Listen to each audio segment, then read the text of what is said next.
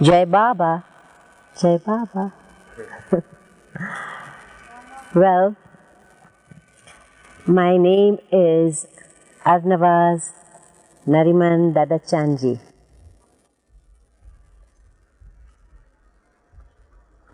My uncle Arnavaz Dadachanji was the first one to meet Baba, and he was the one who took the whole family to Baba. Now I'll tell you small incidents which took place,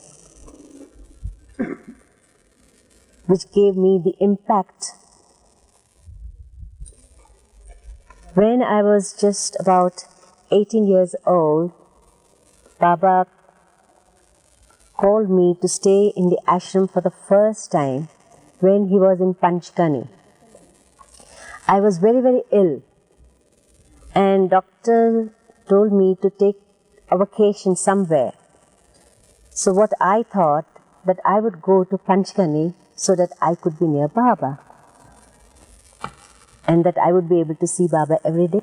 But in those days, we had to tell Baba everything what we did, or we had to ask Baba. So I wrote a letter to Baba that I needed a vacation, a change, and that I would want to stay in Panchgani in a hotel. Came the reply with a telegram.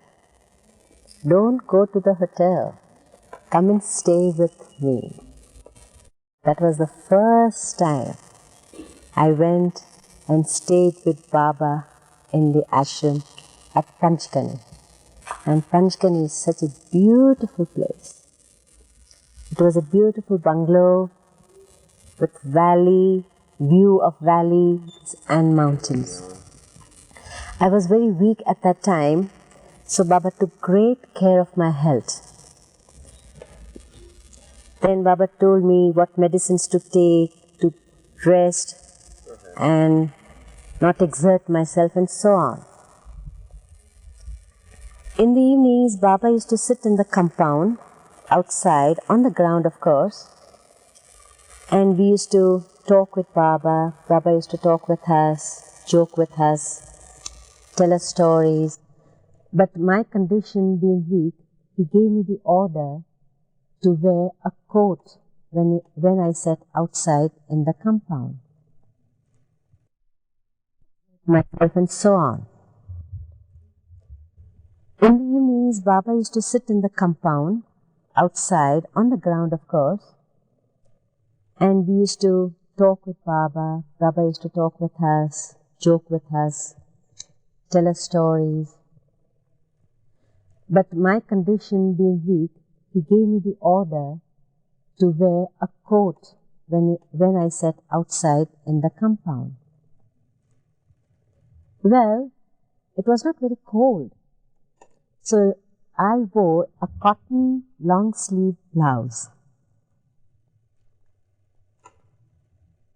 Then Baba looked at me. After some time, of course he didn't say it once, after 5 minutes, he just looked at me and said, I told you to wear a coat. Why didn't you wear it? Very lovingly, very gently. He didn't scold me.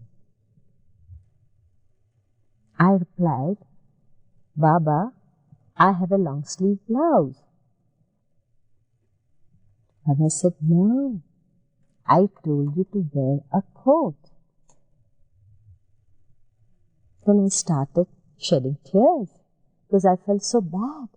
Baba was so loving, but I felt so bad. I started crying. Baba said, don't cry. Why do you cry? I said, Baba, I didn't obey your order. That's why I'm crying. So Baba said, remember, henceforth, always do what I tell you. And that was the incident that taught me to obey Baba literally. Well, it didn't occur to me that I was breaking his order. because that was my first experience. But then, by such a with a small incident, Baba taught me to obey him to the letter. And I was trying my best to obey him. Of course, it's very, very difficult. It's next to impossible to obey Baba literally. But we have to try our very best.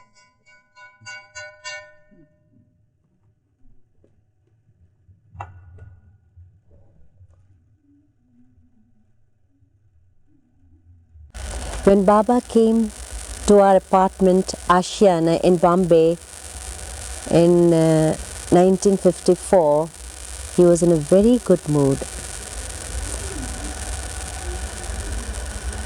He sat on the bed and there were a few mandli around, and of course I was there. I was the only woman there because it was my house. And he suddenly started telling us about what is good and what is bad. He just turned around to all the mandli and said, "Do you know what is good and what is bad? I'll explain to you. There is a thief who goes on robbing people from house to house. He was a wanted man. Then one day he went to a house to steal some jewelry or whatever he could get. But then he saw a woman moaning and groaning. So he went inside, and what he saw was that the woman was about to deliver a baby. He felt such compassion for her, and he thought he must help her, otherwise she would die. So he helped her deliver the baby, and looking around the house, he could find nothing to eat, no clothing, and that woman was very, very poor.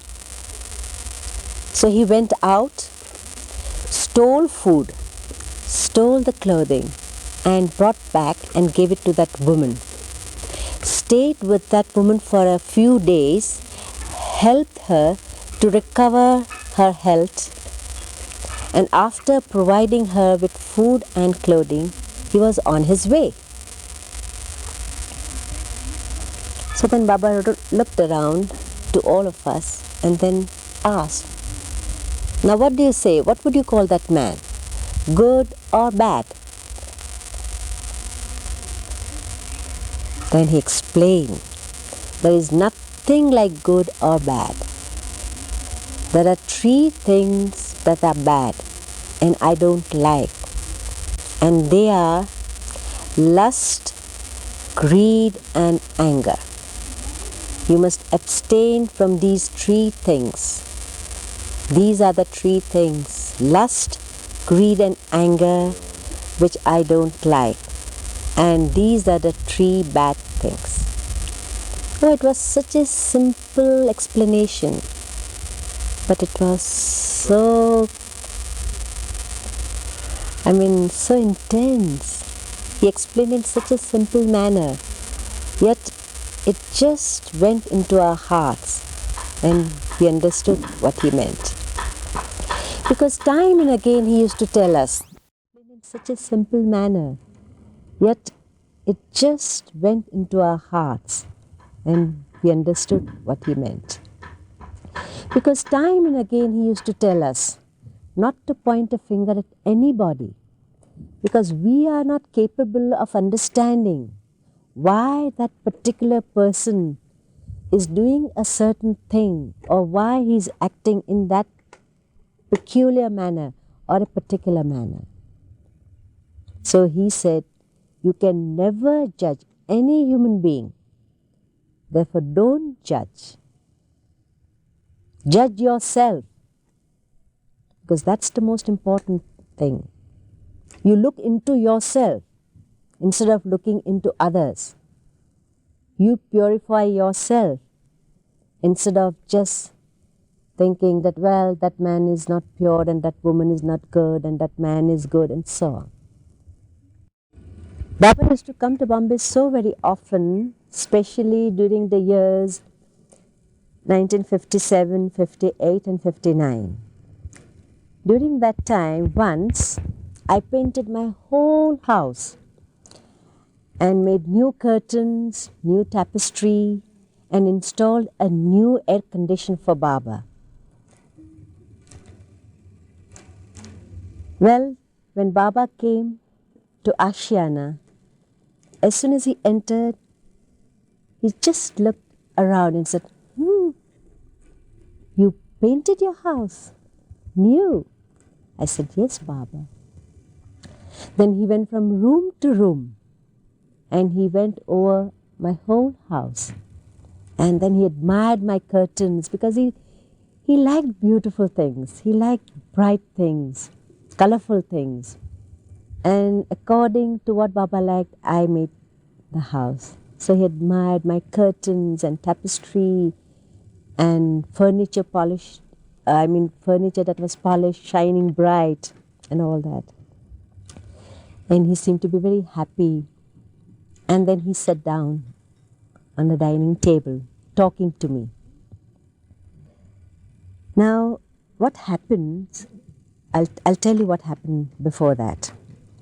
Baba used to drink soda water, not just ordinary water, and that too only a particular make. There were many makes of soda, but he wanted that particular premier soda. And that premier soda I couldn't get near my house. I had to go to the factory and bring a full case of soda bottles. Now I was so busy till the end that I made arrangements for every little detail. Every little detail. There's so much to be done when Baba came to the house. But I forgot to bring the case of soda bottles. So as soon as Baba entered the house, I remembered soda bottles. Now I was so busy till the end that I made arrangements for every little detail. Every little detail. There's so much to be done when Baba came to the house. But I forgot to bring the case of soda bottles. So as soon as Baba entered the house, I remembered. Suddenly I remembered. And I told my brother, please run in the car and bring the case of that premier soda water. Now meanwhile, Baba was looking around the house, talking to me, and like that 10 or 15 minutes passed. And then he came and sat on the table. And then he said, how much expenses I made. And he asked me the exact figure. I said, Baba, it's 7,000 rupees. Baba said, so much? Why did you spend so much? I'm here now. I'm here in Bombay for the last time, and I'm never going to come back again. Then I replied immediately, but you are here now, Baba. That's all that matters to me. Then he said he was very thirsty and he wanted soda. And you can imagine what happened to me because my brother did not return. And with such a heavy heart, I had to tell Baba, Baba, I forgot my brother has just gone to bring the soda bottle. Then he just very lovingly, but very firmly, he told me, you spent 7,000 rupees to paint the house, to install a new air conditioner and new curtains and everything. And you forgot 2 annas worth of soda for me?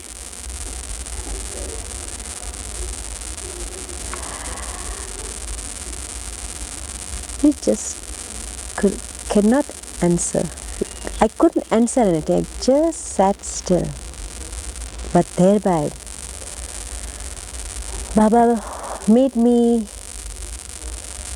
learn that not even one small thing should be missed. Our focus on Baba should be so 100% that not even the smallest thing should be missed. So that's what I learned. All that I did just for Baba. I made my house lovely only for him. But at that time I felt it was worth nothing because Baba was displeased. I made my house lovely only for him. But at that time I felt it was worth nothing because Baba was displeased. Though it was a small thing, but to me it was a very, very great thing. Because I never forgot. I made all the preparations beforehand, every time, every little detail. Then another incident, similar incident took place. When Baba used to send a message by letter or by telegram or by phone call that he was coming on such and such a date at such and such a time. So on that particular day, Baba was to come at about 1 o'clock in the afternoon. And I had so much to do that I was not cooking in my house, but I used to tell my sisters to cook in their house and send the food over. Knowing Baba's ways, I always used to tell them to bring the food 2 hours ahead. So I told them to send the food at about 10 o'clock, 3 hours before. But everything went wrong on that day. Everything. The fish that they brought was spoiled, the vegetables were not available, and something or the other went wrong. And they frantically went on phoning me, Arnavaz, the food cannot be ready by 10 o'clock. I said, but when will it be ready? It will take at least 12. I said, but 12, it's too late. You must try at least to bring it by 11. But he said, it is impossible. Everything is going wrong today. And it is impossible to send the food before 12. I said, all right, try your best and send it as soon as possible. And on that day, Baba came at 11 in the morning, 2 hours ahead. Oh, I was all so nervous. I knew the food was not ready, and as soon as he comes to the house, sometimes he asks food within 10 minutes. Then, as soon as he entered, the first gesture that he made was, I am hungry. He said, this is the gesture, I am hungry. I want food. I just did not know what to reply. I'm hungry. I want food. Oh, I was so nervous because I didn't know what to say. But I said, Baba, food hasn't come. Baba said, why not? I said, Baba, everything has gone wrong and my sisters haven't been able to prepare, and therefore they have pleaded me that they will send the food by 12. Then Baba turned round and said, why so late? Why didn't you ask for food before 11? I said, Baba, I did. But everything went wrong. But he pretended as if he didn't hear me. And then he turned and told me, you know, when I told you that I will come at 1 o'clock in the afternoon, it means I'll be coming 2-3 hours ahead. Well, what could I say?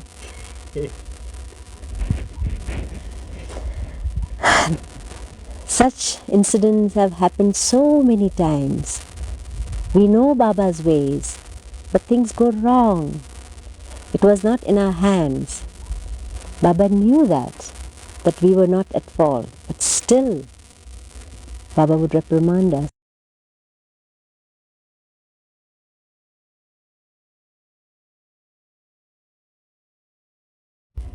You want to know what I felt when Baba said he was God? Well, we loved Baba and obeyed him and surrendered to him many years before he declared that he was God. And when he said he was God, it didn't make any difference to me. Nothing whatsoever. Because I didn't understand what he meant. To understand him as God is to be on his level. So I accepted what he said, but it didn't make any difference to me. We just loved him, obeyed him, and surrendered to him. That's all I wanted to do. Many times he used to remind us over and over again, especially during the last 10 years, at Guru Prasad, in my apartment at MeherBabaLibrary. Remember, I am God. So many times he repeated, I am God. And we used to say, yes, Baba. MeherBabaLibrary. Remember, I am God. So many times he repeated, I am God. And we used to say, yes, Baba. Especially during the last few years, at Guru Prasad, he used to repeat that very often. I am God. Remember that. Hold on to my daman. Do not let go of it. We just used to say, yes, Baba. You want to know when I was in MeherBabaLibrary for the first time? Well, it was on my wedding day. Our marriage, Nariman's and my marriage took place in Ahmednagar Fire Temple in the morning. And Baba told Nariman and me to come to MeherBabaLibrary in the evening in a wedding dress. So we came here and Baba embraced us, gave us a few presents, gave a big picture of Baba, blessed by him. And then we stayed on at MeherBabaLibrary. I, of course, in the women's quarters, and Baba in the men's, Nariman in the men's quarters. The next day, we were in MeherBabaLibrary. But the day after, we all left, Baba, men and women Mandali, and we all left for Meherabad to celebrate Mehra's birthday on a grand scale for the second time. Mehra's birthday was celebrated on a grand scale the first time in 1942. Now I'll tell you what happened in 42. We were all at Lonavala. Baba and the Mandali were at Lonavala. And Baba put the rings on our fingers, Nariman's and mine. And that's how he performed our engagement. He took the ring and put it on my third finger. Then he took another ring and put on Nariman's finger. And that's how he performed our engagement. It was on 21st December 1942. You want to know about the personal orders of Baba? Well, he used to give many orders to individuals, but some of them were very personal orders. For example, he gave me the order that I must never learn driving. I must never drive a car. Then he also gave me the order never to learn sitar. That's a musical instrument. That musical instrument, because I was very fond of that musical instrument. I did not know to play that instrument, but I wanted to learn. But he said I should not. And there was the third order I remembered, I forgot now. And like that, and many other things like don't eat this and don't do that and don't do this and something like that. But then they are personal orders. That does not mean the others should follow. If Baba gives the order in general, then we all have to follow.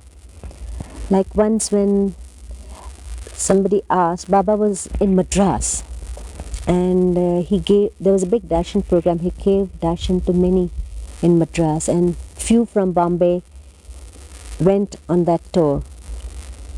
So Raman Maharshi's ashram was just nearby, and one of Baba's lovers just asked Baba, Baba, may we go to Raman Maharshi's ashram?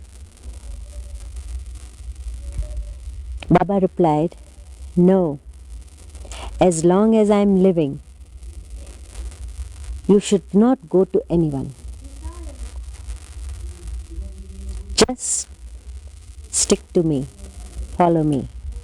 Now I would take this as a general order, the order to one and all, because there were about more than 100 people present. And he had a reason to say that, because later, much later, Baba explained that you wouldn't know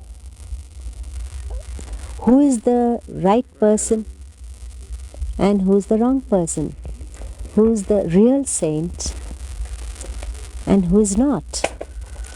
So in order to avoid going to a false saint, it's better that you don't go to anyone at all. And I am the King of Kings, so why do you need to go to anyone?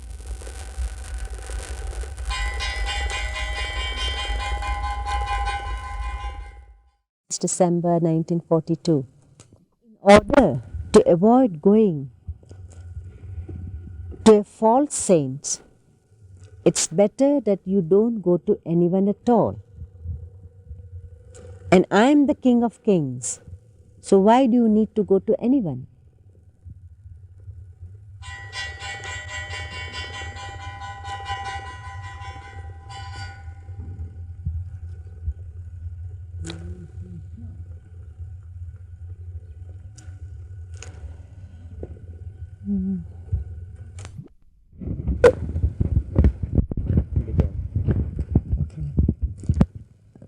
We were in Pune. Of course, we are from Bombay, but my father had some contract in Pune to build a college hostel. And my uncle took that chance. My uncle, Arnavaz Dadachanji, was the first one to meet Baba, and he was waiting for that chance to bring his family to Baba. So, Pune being nearer to Ahmednagar, he took that chance, and he brought his mother, my parents, and my aunt, and there were a few others. They had a bus. We got into the bus and came to Ahmednagar. I was only 9 years old. But my family had no spiritual understanding. The spiritual understanding of my family was a big, big zero. So my mother just took this trip as a picnic. Well, why not go for a picnic? Go to another place. And so that's how we went to Baba. I recollect that Baba was sitting on a couch and we were all sitting round. And I was just looking at Baba, just not feeling anything because I didn't know who he was. And suddenly my uncle Chanji asked my grandmother whether she had something to ask Baba. And that made me wonder. I say, who is this man who's sitting there? Why does Uncle Chanji want my grandmother to ask him? I mean, just an inquiring mind of a child. Then Baba told someone, go and tell women to cook dal and rice for these guests. And I, being a child, naturally I thought, my God, it will take hours cooking that, and when will we eat our lunch? I mean, that was how it was, being only 9-year-old. And then, of course, I remember we were sitting on the ground in a row and eating. That was how it was, being only 9-year-old. And then, of course, I remember we were sitting on the ground in a row and eating. That's the only memory I have of Baba.